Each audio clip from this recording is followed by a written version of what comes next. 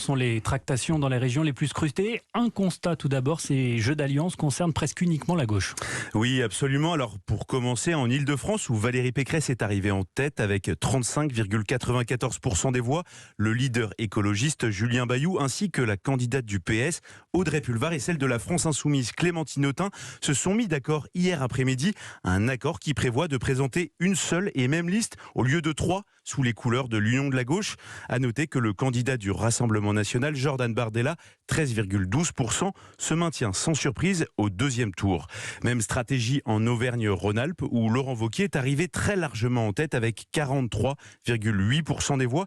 La victoire du président sortant fait peu de doute au deuxième tour, mais la gauche a décidé aussi de s'unir.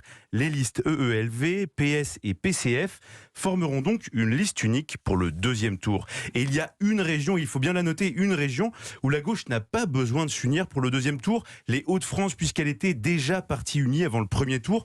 Vous le savez, le candidat de droite Xavier Bertrand est arrivé en tête avec 41% des voix.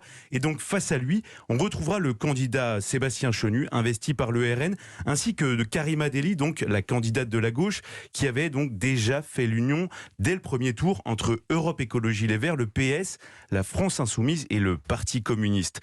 Au deuxième tour, le seul mouvement visible dans cette région des Hauts-de-France, c'est la liste La République En Marche qui a dès hier appelé à voter pour Xavier Bertrand, qui devrait donc gagner sans surprise. Il faut d'ailleurs relever cette petite coquetterie, cette petite particularité. Cela signifie qu'Emmanuel Macron, qui vote au Touquet, devrait donc glisser un bulletin Xavier Bertrand dans l'urne dimanche prochain. Alors, en Provence-Alpes-Côte d'Azur, en revanche, Louis, la gauche s'est retirée.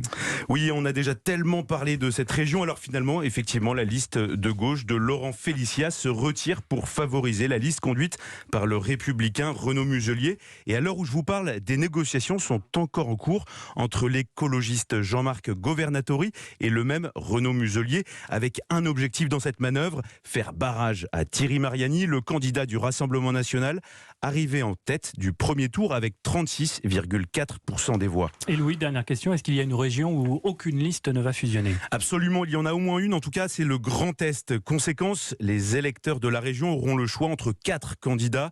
Jean Rotner, le président sortant, arrivé en tête avec 31,15% des voix. Laurent Jacobelli, le candidat Rassemblement national, qui avait fait 21,12% des voix, ainsi que Brigitte Klinkert, la République En Marche, et Eliane Romani, Europe Écologie Les Verts. Éclairage signé Louis Dragnel du service politique d'Europe.